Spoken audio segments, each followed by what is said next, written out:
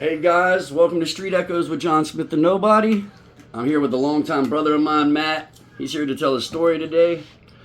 So we're gonna get right into it. Hey Matt, how you doing, bud? I'm doing good, man. You doing good, so that's always a good thing. Let's go ahead and start. Well, It's okay. We can dive into this head first if you want to. it's my first time too, so Yeah. let's go ahead and start let's go ahead and start with your early childhood. Like what brought, you know what I mean? Like what was your earliest memory that thought that maybe had caused addiction or anything like that? I don't think necessarily it was when I was older. I was an infant, so when I got born addicted to heroin, my sister didn't, which I think is correct. I'm not quite sure because family stories goes one way or the other. But anyways, I was born addicted to heroin, and I think later it might have affected me with my addiction and my personality. So, yeah, that's kind of what happened when I was young. And then growing up, my aunt came, and now she's my mom. I call her my mom no matter what. She's the best person in my life. So your aunt was the one that adopted you and your sister? She saved our lives. Yeah. So with that being said, let's go back to what you were talking about. So you said that when you were born addicted to heroin. So you had also told me that, however, your sister wasn't. How do you think that affected you, both of you, in separate ways? See, we both have addictive personalities. It's just she picked something different.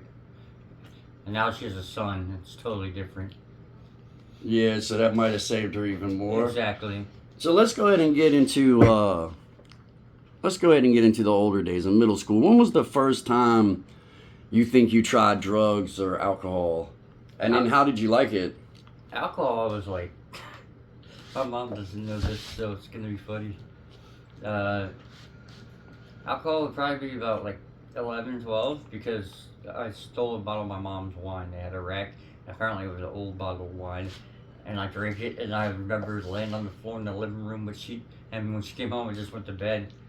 And no one even knew that I was drunk, but it was just like, I'm like, what the fuck is going on? Because it was the first time, you know. And the first time someone offered me weed was 8th grade. We went to their house, and I was all paranoid. Yeah, babe, you? Yeah, I thought it was gonna be like some crazy shit's gonna happen when I do it, but then nothing happened, and I liked it. And you know, to this day, I still smoke. So. Yeah. So when was the first time you tried cigarettes? Like 11, maybe. A lot happened in 11, 12, because once you start transferring over to high school and stuff, and being an adult, it's like those 2 years are so fucking lost. Yeah. Yeah, it's definitely a tough transition for kids to get to middle school to high school. With that being said, so let's just go ahead and talk about when do you think you started going down a path that you knew was destructive? Well, I have a positive past in between there, but I understand what you're saying. Well, let's start out. How about that? Let's start out with a positive past before the destruction. Like, what were you doing there? So, I went to, I was about 16, and I started feeding the homeless 3 days a week for a group called Food Not Bombs. Please look it up. And we fed 3 times a week, and we went out there, and that's when I got into the punk scene. But I was only like 15, 16, and I was going to these shows with all these older guys. It was like, felt like a weird movie or something, because I was at squat houses and sleeping on the floor and stuff like that. And I had a home at that point, but it was just, I was in that lifestyle. So you were kind of basically subconsciously setting yourself up for a lifestyle of destruction without realizing it. Well, all my favorite idols growing up were stupid because they were all self-destructive, and you learn that when you get older, and then you realize how things really are. Yeah. And you're like, I like Kurt Cobain so much, but what? No, that really wasn't a good idol. Yeah. Facts. I mean, I love Nirvana, don't get me wrong. I have his diaries right there. Yeah. So, with that being said, now let's kind of dive into the negative part of it. When were you like first noticing, okay, I'm gonna, be this person. This is how it's gonna end up. Well, I turned 21, and I was, okay, so about like 17, we had to be like 17, 18, me and my friends, and I had somebody, I'm not going to say the name, that would go to the store for us and get us 40s and stuff like that, and every day, it started one day a week, and soon every day, and then I quit for like smoking and everything. I went kind of straight edge for a little bit, and when I hit 25, about then relationships kind of led to my drinking, but my drinking led to the end of the relationships. Like you were pretty much in toxic relationships and things like that. Yeah, because like say you meet a girl at a bar and then she gets mad you drink a beer at her house, like Yeah. but Double standards. But it was way worse, you know, with my drinking. Like it wasn't just one beer. I could drink like an 18 pack by myself. Yeah. Or I'll drink a whole bottle, and I just got into vodka, and that was just like a nightmare. Yeah. So and this was to times when you were working and everything else at once. Still working. So, yeah, but I mean, you were like a functional alcoholic, Yeah, right? yeah. I went to work. I would go back to the bar next door. Yeah. So You know? it's fair to say that like you alcohol is your major thing, right? That was my major, yes. All right. Huffing was my second go-to, which at least it was easy to quit. Yeah. Like you can just not do it again, but for some reason I kept doing it. Yeah. So with the huffing part, how did that treat you, and how do you think it affected you? First off, if you don't mind me asking, what were you huffing? Duster. Duster? Like the computer duster? Yeah. Were you buying like multiple cans at a time, or? Yes. Yeah. Yeah. How many cans do you Or think you went through a day? Stealing them. Well, at first it's 2, like probably like 2 a day, but then one day I did like 10. I was sleeping in front of this church, and I just wanted to. I didn't want to be there. Yeah, so ease the pain. when I got home, I had a. After when I was first homeless, I was missing. I guess that's what the point. And I had this like hiding spot that I made. It was pretty cool. I mean, ideal for somebody in my situation. I had a fence that I pulled over it, and it said "Do not enter." But then that's when I got heavy into dusting because there was no one around me. But I got kicked out of my house because my mom saw me dusting. Oh, okay. So you actually got caught huffing. Yeah, and I got arrested once for it. How was for duster? What did they do? They let me go because they said there's nothing on their books that they can put that to. Oh, so it's not illegal to huff duster apparently. Because if you're high, you're only high for like a minute or two, and then. Yeah. I don't know why I liked the high, but I did. Yeah. How did it make you feel? Like, did you go into a? Because I've done nitrous before. Was it that type of feeling, like yes. where you get the womp womps? It's definitely the womp womps. It's definitely nitrous feeling. Tastes like ass. Yeah. Did you have to like do anything special to huff it, or? No. No. I've seen someone. They came over here and they were hanging out with me and they did it up their nose, and I thought that was the craziest shit I ever seen in my life.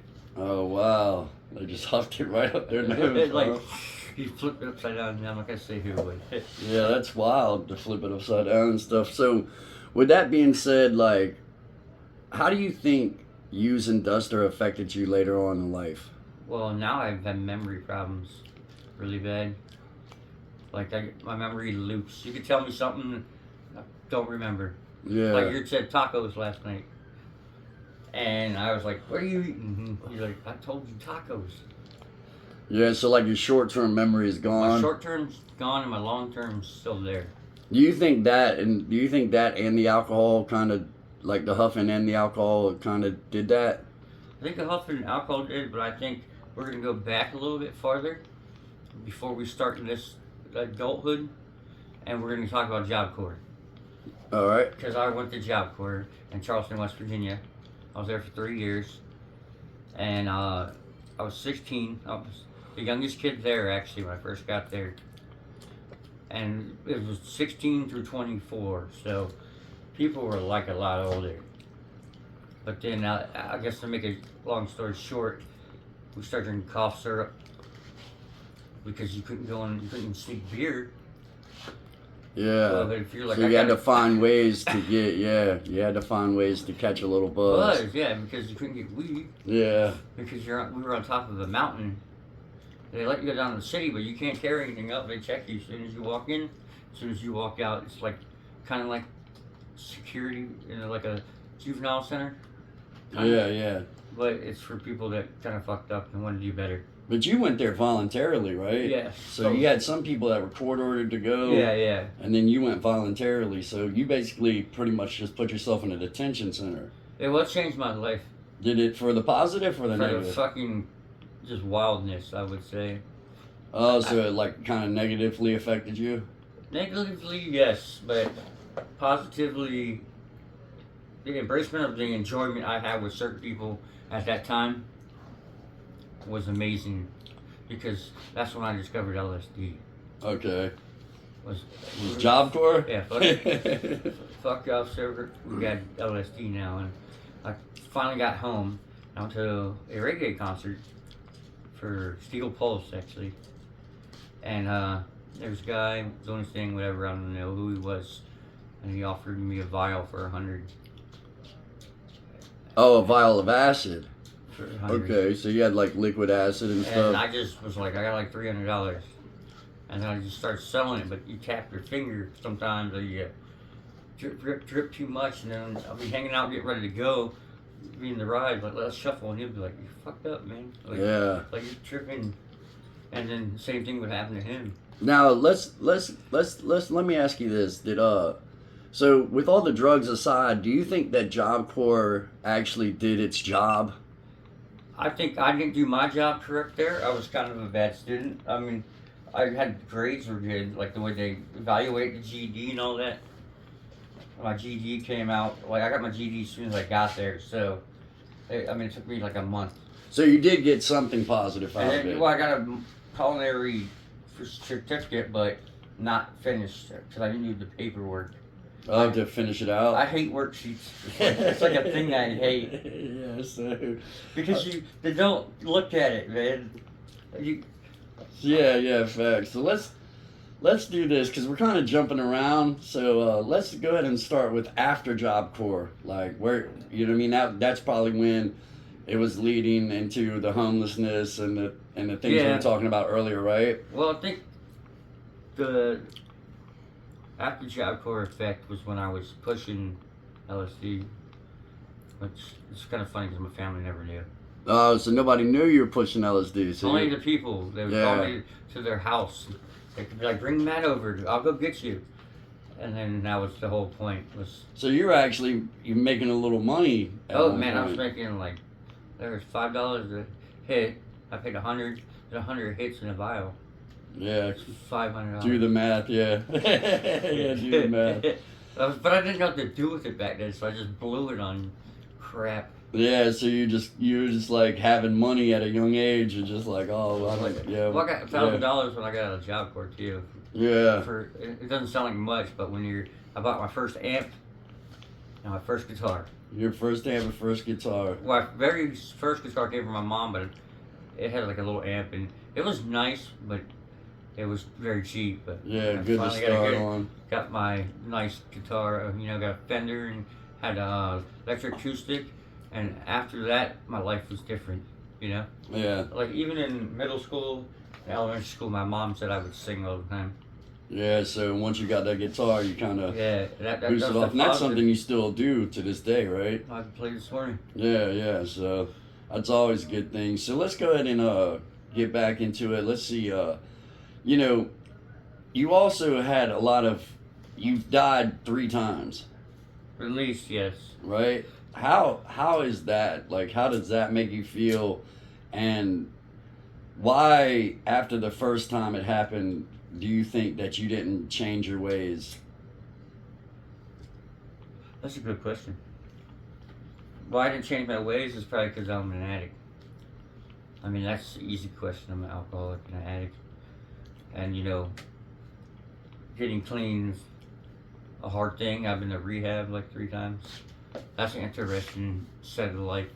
There's some stories there that, I was in rooms of people that were like, yeah, I murdered someone, but I'm your roommate. and you're like, oh, okay. Did you ever think at those moments like, all right, I gotta do something different, or was it always like, for me, example, when I was an addict, like I was just like, I'm an addict. This is how it's gonna be. Like anybody around me is gonna be. I'm gonna be the best addict I can be. You see what I'm saying?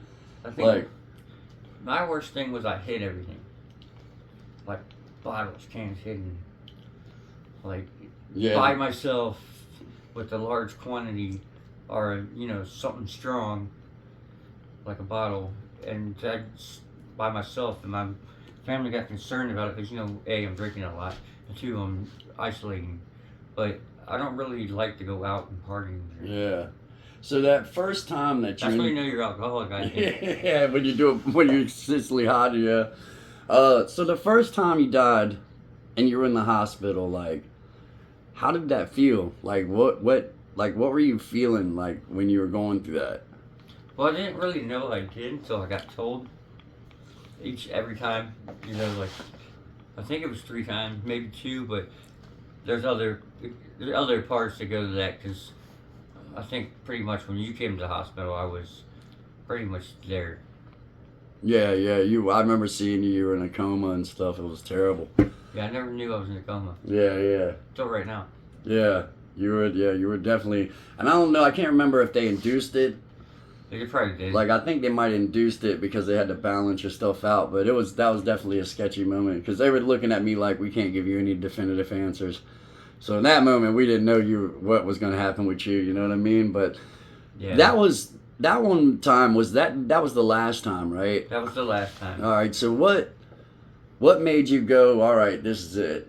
To where you are now. So now you have a place to live. You know what I mean? We're at your place right now. Like what led you to being like, I'm done? Well, I don't think it was quite led to. It was I was homeless. I missed a court date because of huffing. We got a good lawyer though. We got Rudder Mills. No, I'm just kidding. They're good They're good attorneys. I mean. But anyways, that was part needs to be edited because I just blah, blah, blah, blah, blah. Oh, you're fine, bud. We're getting through this together. You know what I mean? So it's all good. But it's like, that time when you woke up and stuff, like, did you ever feel scared or anything like that when you were going through these things, or were you just like, fuck it? Kind of like fuck it, kind of like sounds sick, but I kind of enjoyed the hospital sometimes. I actually never had a bad experience in the psych ward. I've been in 7, or 7 times. Not some of them are repeated. Yeah, yeah. And they say that I got all these issues and I have to take all this medicine, and I'm like, I just don't feel like I need it. How much medicine do they make you take? I think 18 pills in the morning. 18? Do you feel a difference if you don't take them? Oh yeah, I'm all over the place. I'm manic. Yeah. You grew up with me being manic. So Yeah. because I was always moving, like. Yeah. Like, what are they? So, what was actually your diagnosis like? And was it recently diagnosed, or was it like when you were a kid? It was like, actually, like about 6 years ago, 7 years ago. Like no more than that, because I've been here 5. So 10 years ago. And I have a psychiatrist, but she's through a screen, or she calls me. Once a month we talk. But first time led me to it was I had a knife and I was gonna kill myself. And I went to my mom's room and I had the knife in my hand, and she thought I was trying to stab her. And I was like, I don't want to kill you, I want to kill myself. And then the cops came. They fucking arrested me and put me in a psych center. And I got out and I'm like, well, I can't live there anymore. Now, was that the first time? That was the first time. What about, so all the other times, did that happen while you were homeless? No, they happened when I was living with my mom for a while. This was like a different age. And I don't know how to explain it. Like, I'm almost a nihilist in some ways. Yeah. Does that make sense? Yeah, yeah, totally. I get it. Like, you know what I mean? Like, it's how it rolls. You know, so.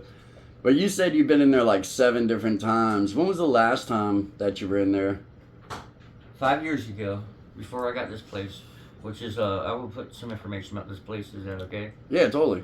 Cool. Okay. Like we live in. I was in the psych center. This is gonna be a little wilder story, and they let me out, and they're like, we need a place to live because I was homeless, and they're like, why haven't you closed up? And I'm like, I'm fucking homeless.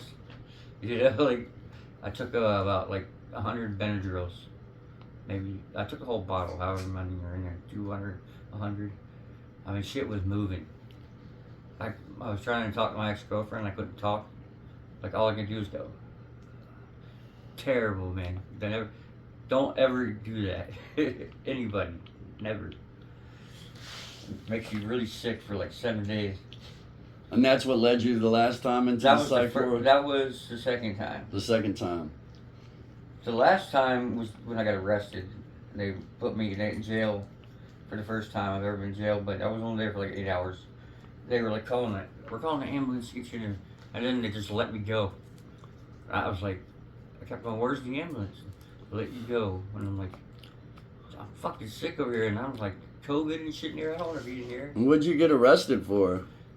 I got arrested for huffing. Oh, so that was the huffing incident. But the cop, once again, was like, what can we do? We can't do anything but take it from them. So I think the best way to put it is fucking terrible to say is I was addicted to illegal drugs. Yeah, yeah.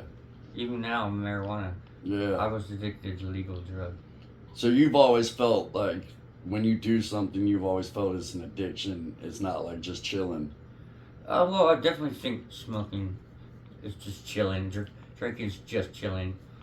But if you get drinking can be a bad thing. Pot, I mean, I don't think it really hurts anything, you know? Yeah. I mean, it might change your moods different. Some people are different, but at the same time, yeah. So that one, getting out of the situation of drinking constantly to like here and there, smoking. Yeah. That's my main thing. So these were like you, and you know, some of these are the worst times of your life, and I appreciate you talking to us about it. Like, you know, now, do you feel, now that you're kind of over all that and you're in the second part of your life, do you feel better, healthier? Like, do you try to make routines? Like, how do you stay in a system to where you don't fall back to the huffing and all the other things? Well, the first start is this housing project. They give you housing for mental health. So when I first moved in, there was like 7 of us in this house, like 2 rooms, bunk beds. Anybody in your hood or anything, they come in and out, in and out. Finally, they were like, you can rent the place. If you have nothing, it'll just be you and someone else.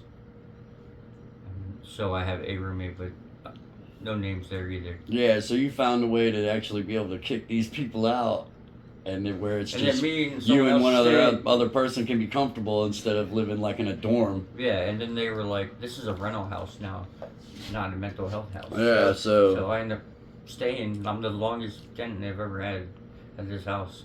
Does that kind of help you, like just having this? Stabilized me out, because I'm out of, that's kind of why I left Norfolk. Yeah. Because if I would have done the same shit, sneak around. I knew what to do, go to the blood bank, get money. Do you think it's harder here to like? Way easier here. Way easier here. Especially with people that don't drink around me. Yeah, yeah, like not having a lot of different temptations and things like that. Yeah. Like interaction with other people. Yeah. So with that being said, so you know, we're just gonna go ahead and make it a little short. It don't have to be too long. You know what I mean? Okay. Is there anything else you want to say? Like, do you want me to what would you like to tell the viewers and things like that? Like, this is your, you know what I mean? This is your story, your time. Like, you can tell them anything you want. Well, before we ended, I left about the part about childhood because I didn't know if I wanted to say it, but I used to go to the methadone clinic every morning with my family, or one of my family members. She babysat us, but we still had to go every morning. So it was kind of like seeing way too much. I didn't know if I should bring it up, but when I got older, I was like, wow, I've seen some shit that I didn't even realize what it was, you know. And then when I was on the streets and went to get off, you know, get out of there, I mean, it changed everything. The difference, you know, your mindset. Like when you get, I guess I would say, go with your passion, one, because my music is my passion. I don't have a song for you yet, but I'm gonna make one. Don't die. No parent wants to bury their child before them. And I think that's my message. Is, you know, when you slow down or get clean, and you realize you have a little epiphany about life, about who you are, and you, or like if you're stuck in a rut, maybe sometimes you're gonna hit that. You just gotta wait till and the proper moment, and it will happen. And you know, whatever your passion is, it will change your life. That's it.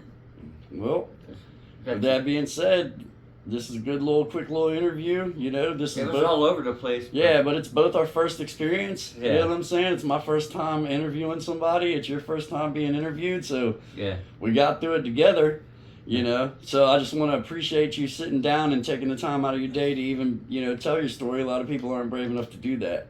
So, you know, thank you for that. Other than that, guys, this is Street Echoes with John Smith the Nobody. This was Matt, and I hope you guys enjoy, and I hope you've learned something from this and can take away and just know what not to do, you know. So until next time, you guys be easy. Positively, might make another video attached to this.